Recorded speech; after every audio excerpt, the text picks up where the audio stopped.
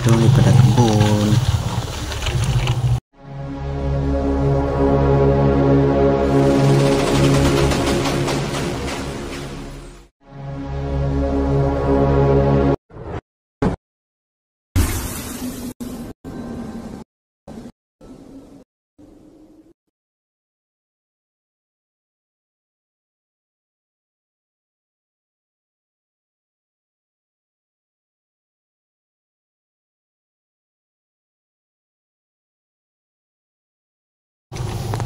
Assalamualaikum, selamat pagi semua. Jadi kita sepil perjalanan kita lepas pada kita ambil daun dari kebun.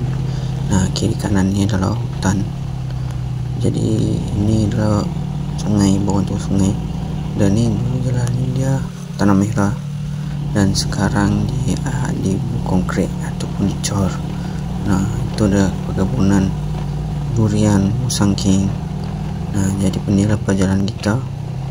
Inilah jalan baru sebab musim hujan, jalan ini tak boleh guna. Dan di depan tu adalah kebun karet milik warga. Ni jalan masih ada batu-batuan, belum selesai lah jalan ini. Nah, di depan tu ada perkebunan ataupun pertanian lah yang sering kita sebut. Itu adalah pertanian bendi. Itu sangat luas. Itulah dia tanam bendi. Nah, pekerja dia adalah warga negara Myanmar. Jadi mereka tu duduk dan tinggal di kebun inilah. Jalan ni pun belum selesai jugalah dibuat. Kiri kanan kita ini adalah itu pun hutan juga. Hutan. Jalan ini pun dulu jalan ni tak boleh kita lalui sebab tu jalan merah. Sekarang alhamdulillah boleh kita lalui sebab dia sudah timbun ataupun tambun jalan dengan batu sebab dia kena berkonkret jalan.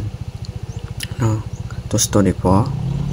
Yang depan tu adalah kongsi depo. Dan ni jalan masuk, dan inilah bendi yang ditanam tu. Perjalanan kita tu masih jauh lagi. Kita akan melewati bukit ataupun kita akan jalan dari celah-celah bukit lah. Sebab dari jalan kita biasa itu tak boleh sebab jalan tu licin. Tu kali ni banyak ada di motor. Tu tengok penuh dengan lalat. Sebab apa? Sebab kilang ayam ni baru masukkan anak ayam. Di sekitaran saya ni pun banyak kilang ayam. Bendi dia hijau-hijau bertumbuh.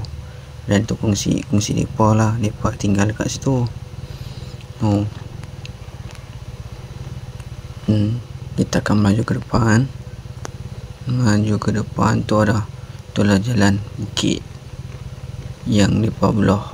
Atau kiri kanan ada tanah kelapa sawit dan pokok getah.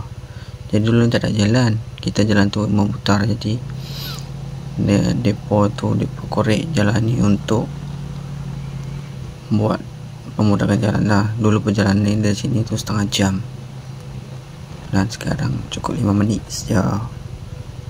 Ni kita berada di celah-celah bukit. Okey, sahabat semua, kawan-kawan semua. Jadi untuk video vlog kali ni ya macam inilah perjalanan keseharian. Jangan lupa ikuti terus video saya dan jangan lupa pantengin. Dan jalan ni tengok, boleh tengok sendiri jalan dia. Di bebatuan. Dulu pun kita nak lalu pun tak boleh. Kita jalan tu ada kat depan. Tu jalan.